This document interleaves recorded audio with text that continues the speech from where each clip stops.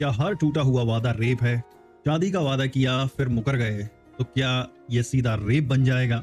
नहीं मेरे दोस्त, अगर ऐसा होता तो कोर्ट रूम्स में तो शादियों के कार्डों के ढेर लग जाते, क्योंकि हर ब्रेकअप फिर सीधे जेल की हवा खिला देता। आज हम दिल्ली हाई कोर्ट के उस फैसले को समझेंगे जिसने breach of promise to marry and false promise के बीच का अंतर समझाकर कानून की सही दिशा बताई है।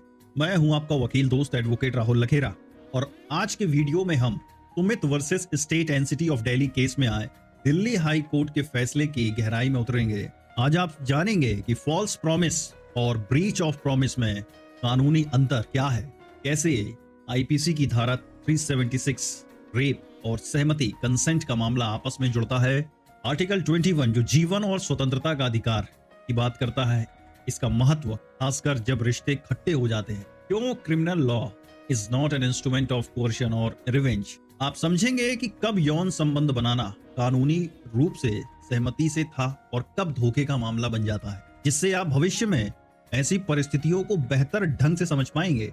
यह मामला एक 20 साल के युवक से जुड़ा है जिस पर अपनी पड़ोसन, जो इस केस में प्रोसिक्यूट्रिक्स हैं, उसके साथ 2 साल तक शादी के झूठे वादे पर रेप करने का आरोप था। मुख्य आरोप समझें आप, आरोपी ने शादी का वादा करके पीड़िता को होटलों में बुलाया और शारीरिक संबंध बनाए। जब भी शादी की बात होती तो आरोपी टालम टोल करता रहता, गोली देता, चूरन देता, यहाँ तक कि वे 30,000 कोर्ट भी गए थे, लेकिन आरोपी यह कहकर निकल गया कि वह अपने माता पिता को बुलाने जा रहा है और फिर कभी लौटा ही नहीं वापस। जस्टिस रविंदर जुडेजा ने इस मामले में आरोपी को बेल दी और इस दौरान उन्होंने जो बारीक कानूनी अंतर को समझाया वह सोने पे सुहागा है। देखो, झूठा वादा वर्सेस वादे का उल्लंघन, कानून क्या कहता है? कोर्ट ने साफ कहा, हर वादे के उल्लंघन को झूठा वादा नहीं माना जा सकता।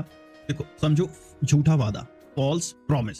कोर्ट ने कहा, in case of false promise the accused right from the beginning would not have any intention to marry the prosecutrix and would have cheated और deceited the prosecutrix by giving a false promise to marry her with a view to satisfy his lust।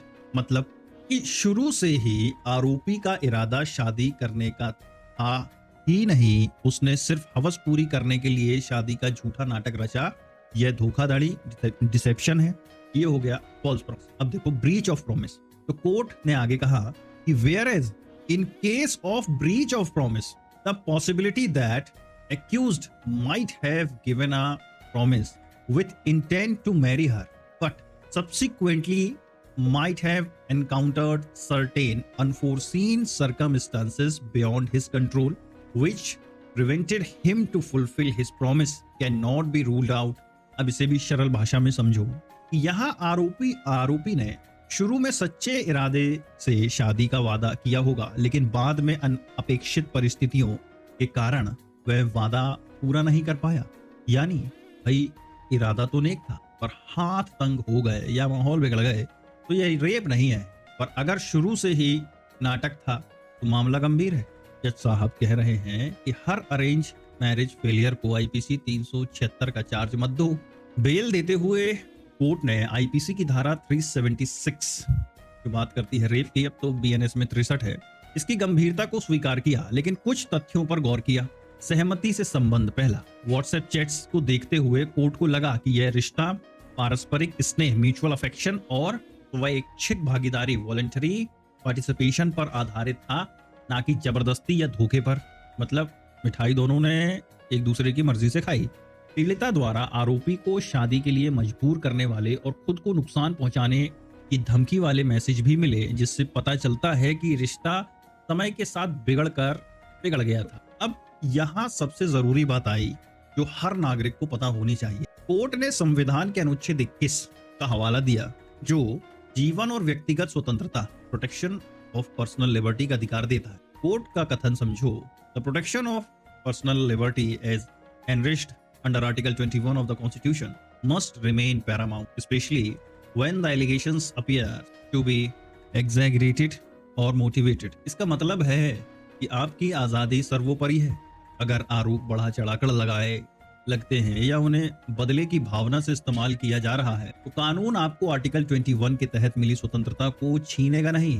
तो दोस्तों, bell इसलिए दी गई क्योंकि prima facie यह सहमति से बना रिश्ता लग रहा था जो बाद में खराब हो गया। यह फॉल्स प्रॉमिस का स्पष्ट मामला नहीं था जो रेप की परिभाषा में फिट हो। कोर्ट ने कहा आप सहमति से बने रिश्तों को तब तक आपराधिक नहीं बना सकते जब तक शुरू से धोखा ना हो। तो दोस्तों, Sumit versus state and city of Delhi case हमें सिखाता है कि कानून हर टूटे हुए दिल पर कार्यवाही नहीं करता।